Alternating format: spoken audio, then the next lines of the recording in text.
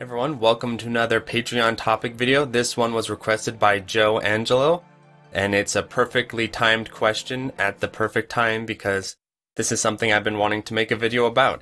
And the question is, what is the best shmup to get into the genre with? What are the best ways to get into the genre of shmups? This is something that a lot of people have wondered and asked, and that I have kind of contemplated ever since joining the scene. Because one of my goals has always been to try and get people into shmups, and I think you'd all be very surprised at how difficult it is to find a shmup to recommend to someone as their first shmup. So just a quick recap for my newer subscribers, because my older ones know this. I got into shmups from Dodonpachi, and Dodonpachi is kind of an unusual way to get into shmups because there have been people who've done it, of course, Prometheus and Gus. But it's kind of unusual because the only way to play Dodonpachi effectively is through emulation. And I know a lot of people have gotten into shmups via MAME. That's a big thing. However, in the recent years I found that more and more people that I'm coming across are kind of less comfortable using emulation or aren't really wanting to start with emulation. And starting with emulation does have a lot of drawbacks, as much as I love emulation, as you all know. The first drawback is just the accessibility of it is not within the wheelhouse of most gamers. I was kind of in a bubble where before kind of creating content and interacting with more players, I assumed everyone used emulators all the time, everyone was super familiar with them, because I have been ever since I started gaming basically. But that's kind of unusual.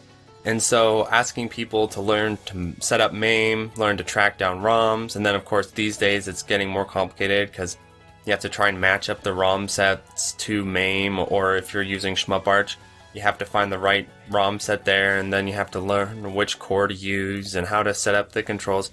You can see there's a lot of steps. There's a lot of in-between steps between I want to play a shmup and it actually running effectively via emulation. Again, I'm not discouraging people away from emulation because I love emulation and it has a lot of cool features and a lot of stuff that just you can't get anywhere else for the most part. But as a starting place, it's kind of hard to recommend people to just jump into emulation and basically take a crash course on how to run MAME or shmuparch before ever even actually being able to play.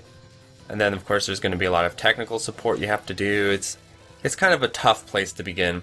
And so a lot of people then kind of started turning to console ports, especially in the 360 era. It's like, well, get Mushi on the 360, get this on the 360, get that on the 360.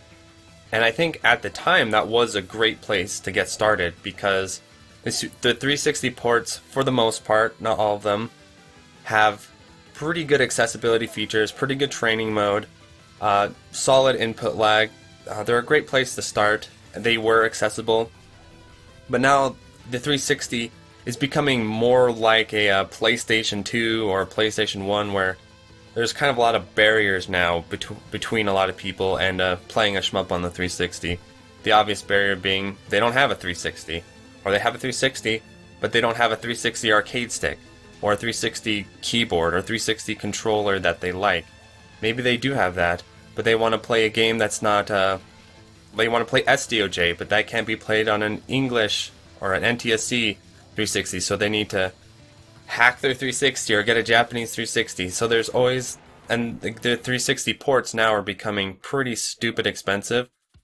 I think Death Smiles and Akai Katana are still kind of on the lower end and easier to access, but Mushi and all those ones that, and Mushi is Japanese only, I believe. Futari isn't, but Futari is expensive, so it becomes expensive and kind of a pain in the ass to get into shmups on the 360 now, unfortunately.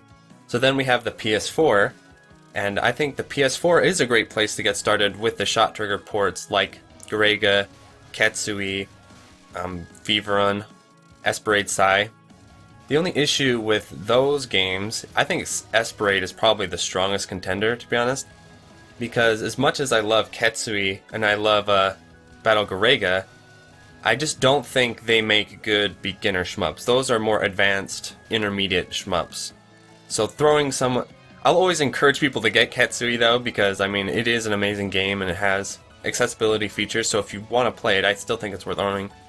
But as your very first shmup, I don't know if I can recommend Ketsui either.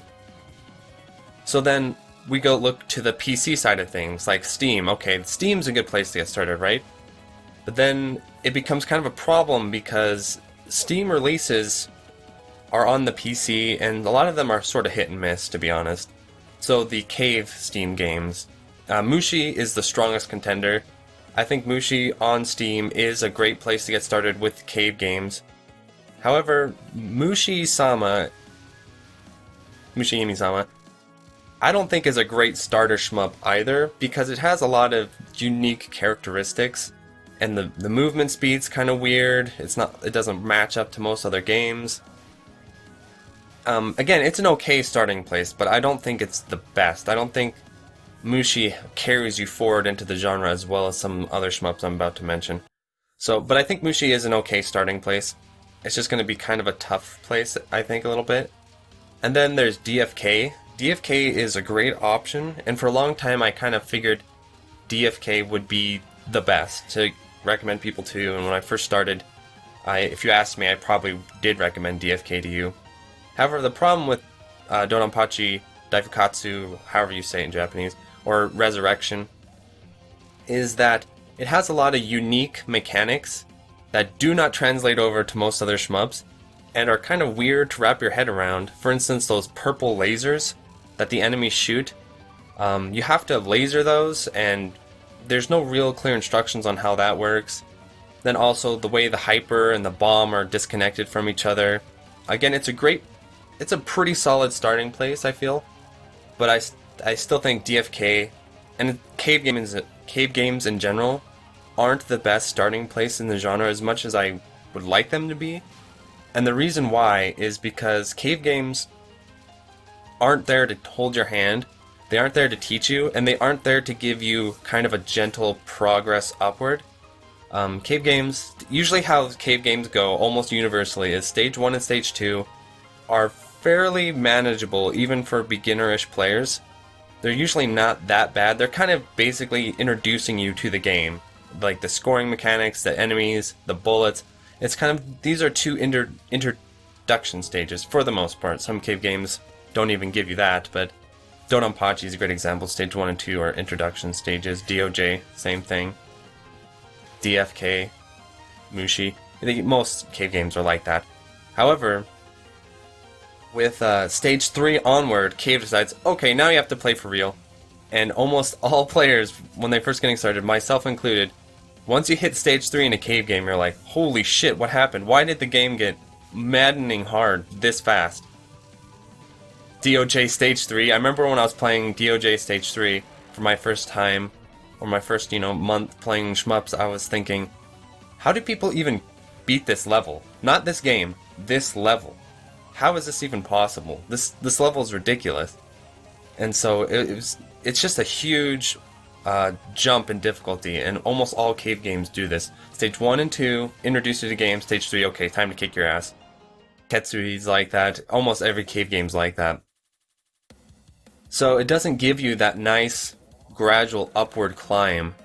And so that's what you usually find with people getting into shmups, is that they get into it through Cave or through these other games, and then they hit that wall of stage 3, and then they kind of just shift from game to game. I'll go from Ket, I'll go from DOJ, I'll go to Donanpachi, I'll play Death Smiles, whatever it is. Death Smiles has a more kind progression, but it's a horizontal shmup with unique mechanics. So that's an issue I see over and over and over. And so what you have to do with the cave game is you have to find the one you like the best, and you have to just commit to it for a long period of time and grind through that difficulty wall. And for a lot of newish players, that's just kind of it's just not a fun activity for them to do. And so I think there is a correct answer, and this is going to be controversial, but I feel like I have a lot of data backing this up over the past 2 years, because I've literally thought about this for 2 years, constantly kind of gathering data, asking people. I think I've gone around and asked almost everyone I know, and this is at probably hundreds of players at this point, what got you into shmups? What games, did it for you? What are the challenges? All these things I've been asking people for years. And here's the conclusion. The conclusion is, I think the best way to get into shmups is via Toho. I know that's not going to be a super popular opinion among the arcade players, but that's how I feel. I feel like Toho is absolutely the strongest way to get into the genre, especially the newer school-style shmups. And I'll explain why, and I'm actually going to create a video series in which I, for beginners or for people getting into the genre, teaching you the fundamentals of the genre, and the game that I'm going to be using is Toho 8 Imperishable Night. And the reason why is I think that's the perfect balance between... So why is Toho the best way to get in? One, people know about it. Most people that I talked to and interviewed on my podcast, almost all of them, almost all the Western super players, not all, but almost all, got in through Toho. It's just very powerful force on the internet. So people know about it. There's lots of resources. It's accessible. That's a huge one. Everyone can play Toho. I don't care who you are. You can play Toho. You live in, second world, first world country, maybe even a third world country. You probably can play Toho somehow. So you can, it's accessible. It has training options. It has replay options. It has strong controller support for the most part. It can be a little funky here and there, but for the most part, strong controller support. It can run on almost anything. You can run it at your work computer. You can run it on almost anything. And then the way Toho works is it has that gradual progression upward. It has tons of difficulty options. It has very specific training options with the spell cards. And it gives you room to breathe and learn, and it kind of teaches you the genre fundamentals much better than most other shmups. I feel like most shmups teach you mostly how to play that game, right?